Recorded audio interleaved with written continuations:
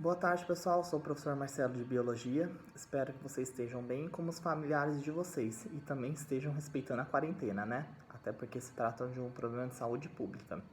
Diante disso, nós vamos trabalhar com videoaulas.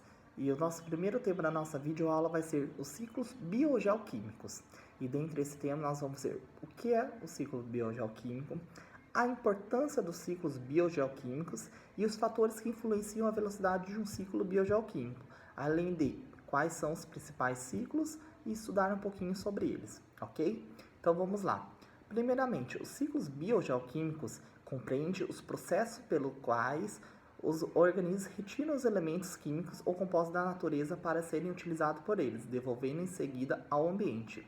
Ou seja, em outras palavras, o que é a reciclagem desses nutrientes na natureza. Então, os organismos utilizam o que precisam e depois liberam no decorrer do tempo pela decomposição ou outro fator, ok? E a gente vai ver isto.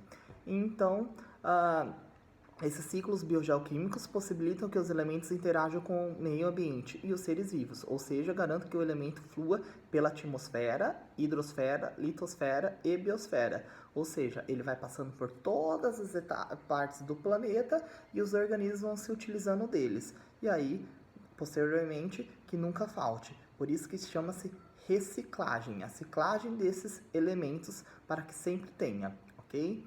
Então, primeiro ponto, a gente entendeu o que é isso, o que é os ciclos biogeoquímicos. Agora, em segundo ponto, nós vamos ver a importância deles. A importância é que eles sempre estejam disponíveis através da ciclagem e possam ser utilizados, pois a circulação dos elementos é fundamental para garantir que um ecossistema funcione adequadamente e equilibrado. Ou seja, eles estando sempre disponíveis, eles sempre vão estar ali e os organismos vão ser utilizados. Porém, se ocorre algum problema e esses elementos eles param de circular, o ecossistema pode entrar em colapso, porque aí você quebra as cadeias alimentares, os organismos morrem e esses nutrientes eles não são renovados constantemente. Então é necessário que haja essa renovação para que todos os seres vivos possam se manter bem adequado e o ecossistema equilibrado, ok? E quais fatores que podem influenciar a velocidade de um ciclo biogeoquímico? Nós temos três. Primeiro, a natureza do elemento que participa do ciclo, ou seja, normalmente o estado que esse elemento se encontra, se ele está em estado sólido, líquido, gasoso, pode influenciar, né? Ou como, por exemplo, normalmente um ciclo gasoso é mais rápido que um ciclo sedimentar, né? Porque ele se renova de forma mais rápida. Em segundo ponto, a taxa de crescimento dos seres vivos e sua decomposição. Então, o organismo que cresce mais rápido, ele pode crescer mais rápido, se alimentar mais e acelerar esse processo, né? Ou aquele ser vivo que cresce mais lentamente, demora mais lentamente para poder vir a óbito, ou seja, morrer, ele pode demorar muito mais tempo para que esses elementos sejam reciclados, né? Ou até sua taxa de alimentação. Organismos que comem mais podem ajudar mais rápido nessa ciclagem. Organismos que comem menos podem demorar mais tempo para essa ciclagem. E por fim,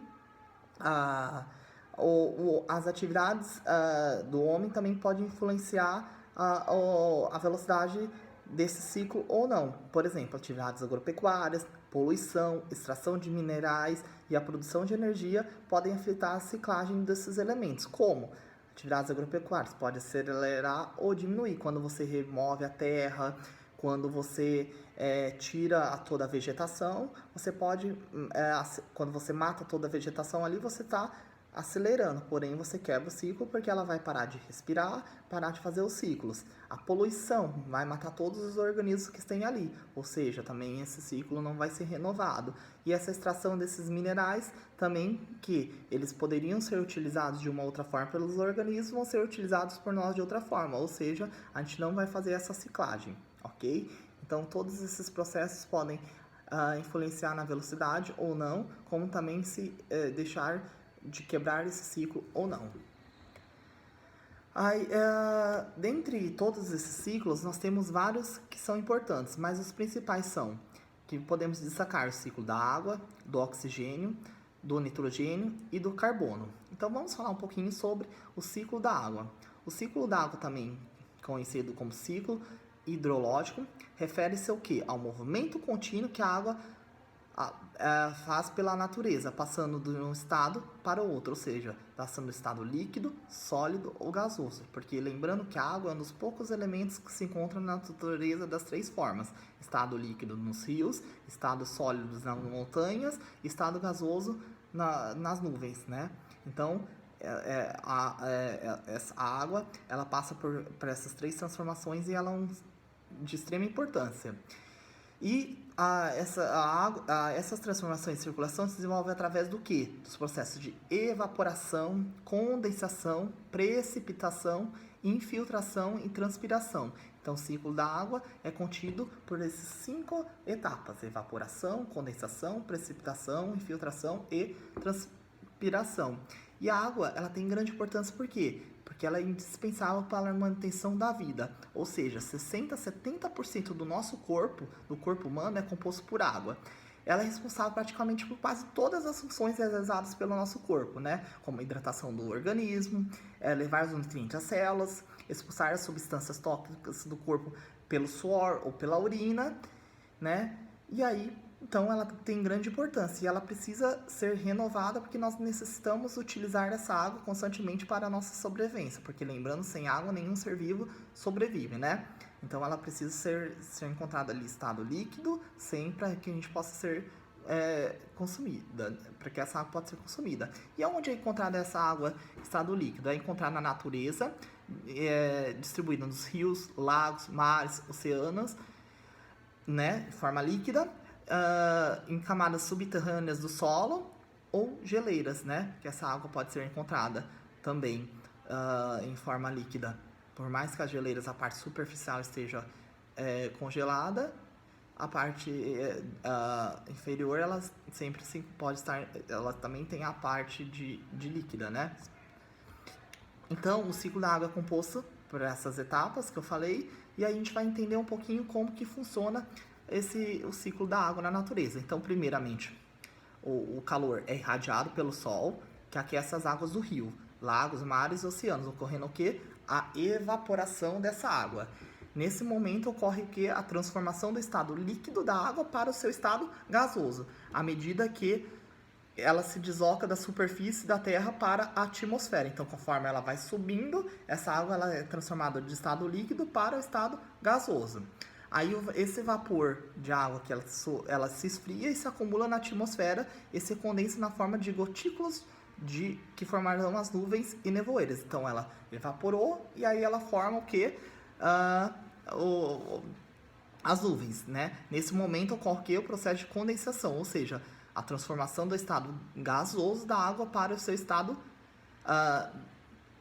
líquido, sendo as nuvens, as gotículas de água líquida suspensa no ar. Ou seja, ela primeiro saiu do estado líquido, foi transformada em estado gasoso, subiu, chegou lá, ela se condensou e voltou para o seu estado líquido. Quando ela condensa, acontece o quê? Precipita, né? Ou seja, a precipitação nada mais é que a chuva, onde as gotículas suspensas no ar se tornam pesadas e caem no solo na forma de chuva, né? Então condensou, ficou pesado e aí precipita em forma de chuva. Em regiões que são muito frias, a água condensada passa do estado gasoso para líquido e rapidamente para o estado sólido, formando a neve ou granizo. Então, quando nos polos, né, que é muito frio, essa água ela acaba já, conforme ela vai caindo, né, se precipitando, ela já é transformada em neve ou granizo. E quando o vapor da água condensado cai sobre a superfície terrestre, ocorre o que? A infiltração de uma parte dessa água que vai alimentar os lençóis freáticos. Então, essa água ela cai aqui na superfície, que ela é infiltrada, né? Que parte dela é infiltrada, que forma os lençóis freáticos, e parte cai, é utilizada pelas plantas, e parte vai para os rios, né? Então, parte da água que se infiltrou no solo pode ser absorvida pelas plantas, que depois de utilizada, a devolvem à atmosfera por meio de processo de transpiração. Então, conforme essa água ela caiu, ela é utilizada pelas plantas, e pelo processo de transpiração ela volta novamente para para a atmosfera e também com o calor do Sol ela é novamente evaporada, iniciando novamente o ciclo da água. Então o ciclo evapora, né? Essa evaporação é a transformação do estado líquido para o gasoso, que pode ocorrer de duas formas, pela evaporação ou pela transpiração das plantas, que aí forma as chuvas, né? Se condensa, formando as nuvens. Essas nuvens ficam pesadas, precipita, que nada mais é que a chuva. Essa chuva infiltra, que alimenta os lençóis freáticos, então se tornando sempre esse ciclo. Ok? Então esse é o ciclo da água. E depois nós temos o ciclo do carbono, que o ciclo do carbono também tem grande importância, porque o carbono é constituinte de todos os elementos vivos. Nós somos tudo que é matéria, tudo que tem, por exemplo, carbono. Por exemplo, nós seres humanos somos formados de carbono, a madeira, as plantas são formadas de carbono, os animais são formados de carbono, tudo que nós temos que é matéria, que é possível pegar, é formado de carbono, né? Então, como que ocorre esse ciclo? O ciclo do carbono tem início quando as plantas e outros organismos autotrófos absorvem o gás carbônico da atmosfera para utilizados na fotossíntese. Então, conforme as plantas elas utilizam esse gás carbônico, ela absorve esse carbono e aí ela vai crescendo. Então, o que a gente diz de carbono orgânico. Conforme nós vamos se alimentando desses nutrientes, nós vamos absorvendo esse carbono dessas plantas, desses seres vivos que são os primários que produzem, que absorvem esse carbono através da fotossíntese.